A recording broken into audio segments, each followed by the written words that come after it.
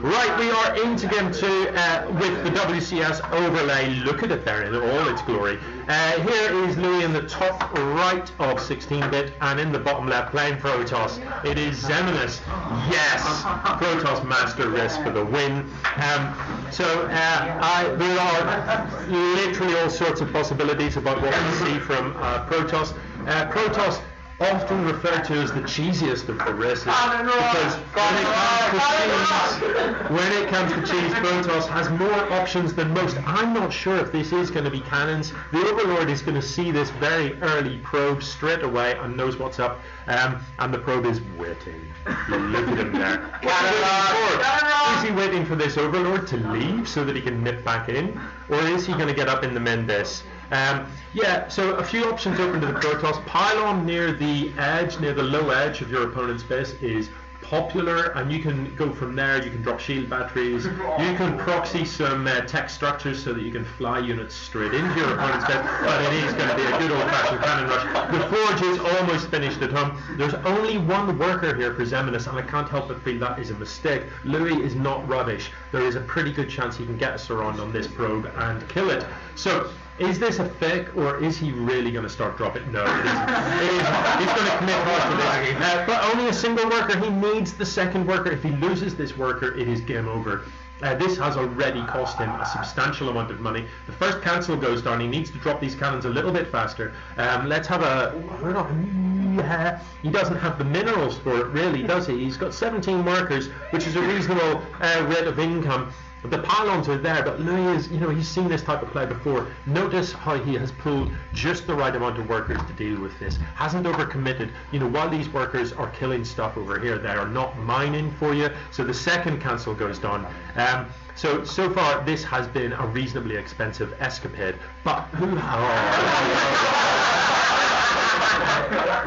but the Lings are the Lings are going to shut this down straight away. So changes his mind about that. But who has it been the most expensive for? It is hard to tell. It was a lot of workers pulled, and he did ultimately cancel all of the cannons. So he spent 200 on pylons. The cancels cost you something like 30 minerals each, but that's a lot of workers mining. Not mining for a long time. It depends ultimately on how good was the macro at home. Was he concentrating too much on that cannon rush? There is not, as is so often the way with people at cannon rush, they don't bother to build a cannon at home. Why would you do that? So if the Lings turn up soon, they are just going to walk into this base and they will be fighting workers. And if you're unfamiliar with StarCraft, that is basically military soldiers fighting kittens. That's going to prove ugly. I mean, ultimately, if you throw enough kittens at a soldier, the kittens win. But you're going to lose a lot of kittens, aren't you? So only a couple of Lings in there. I don't know why he didn't wait for the whole lot to turn up. So these Lings are just going to have a festival of eating stuff, and you do need to micro them a bit. If the workers get a surround, no one wants to be surrounded by kittens. But if you can keep your distance a little bit, you can see this off. But the main mistake here was, why wasn't there a cannon at home? A single cannon just ultimately tips this on its head. 6 Lings, a cannon that can't get surrounded just wins. It's as simple as that. He is chrono boosting these zealots out, and zealots will help a lot. One zealot is going to take care of this. But he's lost a few workers. Let's have a look at actually how we've done. So 5 workers killed. So that's reasonable damage. Income tab tells a reasonable story. None. Let's go up here and see what's going on. Zealot out. No workers mining just yet. Does Louis know about this? My suspicion is no. Knows nothing. Knows absolutely nothing. That whole area of the map is darkness for him. So he might well be thinking, I've got this in the bag, and does need to be careful if this is his thought. If I'm Xemnas, I've got a Stargate here because, hello. You just pop in there and just slay some stuff and then run away again. It's a perfect position for that sort of thing.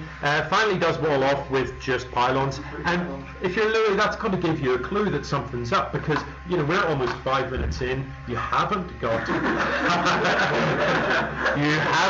expo, and you've just completed a wall. Either you're out on the map doing something utterly despicable, or you're in bronze, and it is, of course, the former, it is despicableness. So shortly Xeminus is going to have to kill his own pylon to get out here. There isn't an awful lot, there isn't an awful lot of gas being mined.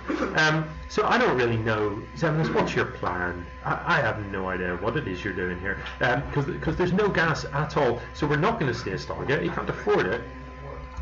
We're clearing out workers, and that's certainly sensible, but you've built the gas, geysers. You haven't bothered to mine anything. There aren't enough gateways here for a Korean forget, so it's not going to be mass zealots. There's I don't know, I think on balance this is beginning to look slightly ominous. So the lair is coming down for Louis. The roach warren is finished. He is mining comfortably off 2 bases. The 3rd base is on its way. The income advantage is substantial. The gas advantage is substantial. The army supplies are about the only area in which it looks in any way even. But Zerg being, the mechanics of Zerg are such that you can produce a large number of units in a very short amount of time, so long as you've got the money to do so. So we're beginning to see some roaches come out. The Hydra Den is about to go down, so we'll see some Hydralisks in the mix as well. This is just, it's basically classic Louis, isn't it? It's what he does. He gets 3 bases up and he churns out roughly 100 supply of roaches. What is going on here? Is it Robo? So I think we know what's going to happen here. This is going to be Immortals, and it's going to be a Warp Prism. The Warp Prism can lift the Immortals, drop them in here, and then lift them back out of the way before they take damage. Louis, being vaguely psychic, has built a Spore Crawler in this very region. Does he know that this base is there? He doesn't. So that is just that is a nice bit of play. I like what I'm seeing there quite a lot. Second Robo comes down, so Xeminus committing pretty hard to this. Now, the Warp Prism can drop the Immortals immediately, and it can pick them up from quite far away. So there's no problem with dropping the Immortals in, running, and it can just zoop them out of there. Immortals one-shot workers when you drop 2 of them. So we could still see quite a lot of damage get done. But you've got to have a plan B, Xeminus. While that can be a little bit hitful, is that a hive? Interesting. So the hive is going to allow tier 3 tech from the Zerg player, and we've not seen any of that yet. So I'm not sure what it is he's got in mind. He's building hydras and stuff. It could be that he's going to go into lurkers, which are very, very powerful, sort of burrowed units that your opponent can't see, that do spells damage as well. And given that he's researching spines, I think that's probably likely, so that he's going to commit to something like lurkers, or possibly infestor play. I would actually just award him the trophy if he manages to get the Zerglot achievement, where you take mind control of one of your opponent's workers and you build a base out of your opponent's buildings. If he manages to do that, then he just wins. That is the end of this tournament. There's the prism. The 2 Immortals are about to pop into this. In the meantime, this force is moving across the map and is a substantial force that could very well get some work done. Let's just quickly check the army supplies. Yeah, substantially in favour of the Zerg, and the very thing you want against all those roaches is Immortals, and unfortunately your Immortals are going to be on the other side of the map here. So these start to do work, and as you can see, they are very quickly going to start rinsing through stuff. Unfortunately, if you leave them to their own devices, the AI focuses down the spore, which isn't really what you want to do. You want to be killing workers. You need to be doing damage to the economy. Louis pulls everything home. Oh, Louis! No, where's your commitment? Where's the commitment? I don't know. Xeminus brings the Immortal Sun. Normally you would want the shield battery here, so when you drop these out they instantly recharge their shields, but he is just going to juggle another Immortal in. With these 2 Queens in the mix and the Spore Crawler, it is getting very risky to fly a Prism in there, so I wouldn't mind seeing him come around the edge and just drop it into the men and see what he can do. In general, I've seen Xeminus do this before. His micro with the Warp Prism is pretty good. Vipers, okay. Yeah, I'm not sure what you're going to pull with the Vipers. So Vipers are tier 3, basically spellcasters. They have the ability to grab an enemy unit and pull it, generally known as a yoink. And they can also do other stuff like Blinding Cloud, which obscures vision for your opponent. But there's just enough Zerg here to walk in. I think an A click at this point probably wins the game for Louis. You could probably pretty comfortably base trade this, because it's going to take those Immortals a day and a half to carve through your base. And yeah, they're getting some work done, but really they need to be at home. Maybe we'll see a recall, and that would be no bad thing if Xeminus can get it together to recall the Immortals home. It is roughly his only... Yep. Oh no, he's recalled his own workers to over here. That's not what I was expecting. So he is just going to sack this base, and I don't think that's the right decision. You know, you've got quite a lot going on here, and you're just going to sack a lot of it. To be fair, I guess if you recall the worker, the Immortals just die. I don't think there was enough.